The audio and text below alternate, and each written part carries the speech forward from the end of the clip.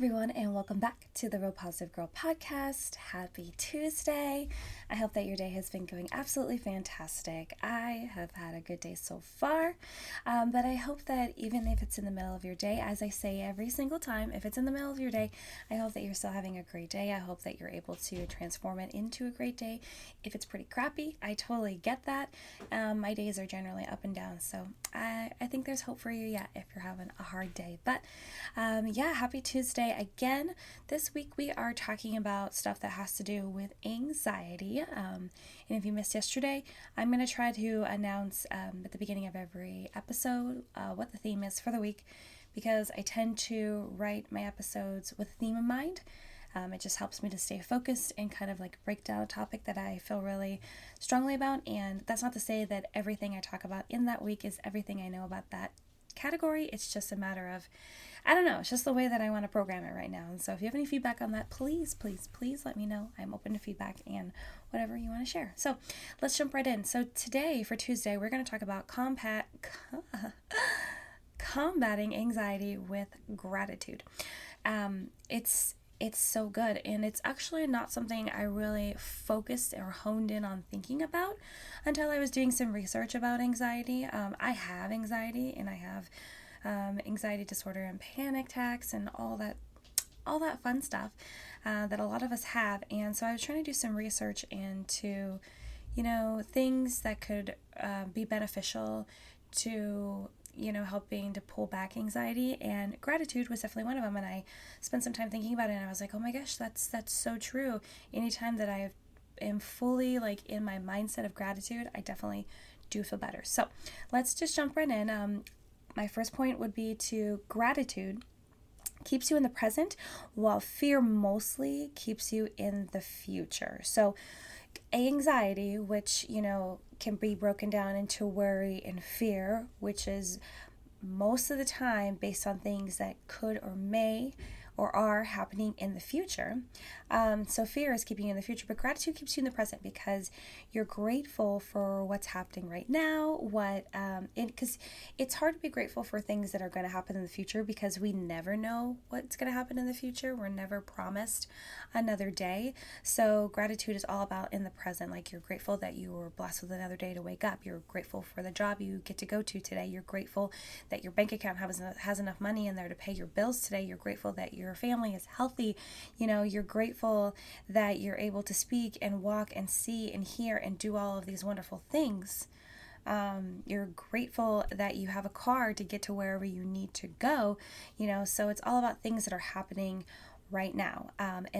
So I just love it, because it'll help keep you in the present, as opposed to continually pushing you like anxiety and fear and everything does into the future. Gratitude keeps you in the present.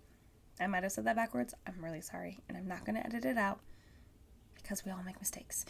Gratitude also keeps you grounded, with a way to keep all your emotions in line, as opposed to feeling overwhelmed. So when you're grateful for things and you're able to list them in your mind and think about them and think about how thankful you are, it really helps ground you. It keeps you humble, which I think is super important.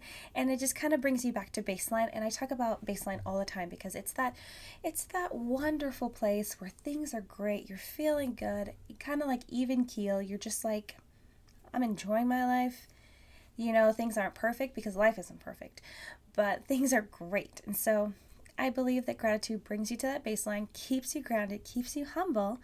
And so when your emotions feel like they're just going to spit out of you like a freaking volcano, you're like, hone it back in. You're like, okay, wait, let's make a quick 5-item list of things that I'm grateful for, just like the list I made for the previous point. And then you're like, okay, I'm not going to freak out about whatever this other thing's going on. I'm not going to freak out about this thing that I think is going to happen in the future that may or may not happen. No, you're just going to be like, okay, let's just live in the present, live in the right now. And I might not be able to control anything that may or may not happen, but we're going to enjoy right now and see what happens. So I think it's great. Gratitude can also pull you out of the stress of fear. So, when you're in that full anxiety attack, that full worry mode where you're just like, like for me, I'm just like, like I literally feel like I'm going to throw up. And I feel like I'm just going to jump out of my skin, and there are so many feelings and emotions associated when I have a panic attack or I'm like full on anxiety attack, fear, worry, freak out mode. That's there, the stress in your body is just so high, and it's that like significantly unhealthy kind of like level that you're at. But if I take some time to think about the things that I'm grateful for, and I am saying this from recent experience as of Saturday, okay, I had a full-on meltdown. And my husband's like, okay, well, you're talking about all this crap that you're upset about, and I'll think about this. You have a great life, you have a great child, good marriage, you have this, that, and the other, you have these opportunities, you have this flexibility in your life. And it's like, yeah, you're right. It's true.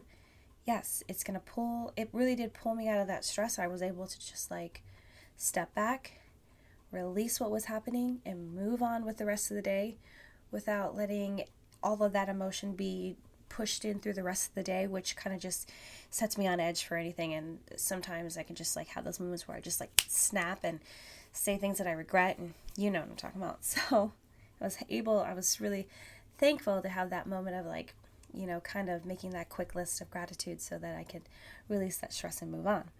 And an important reminder that I read on the internet, and that makes sense to me.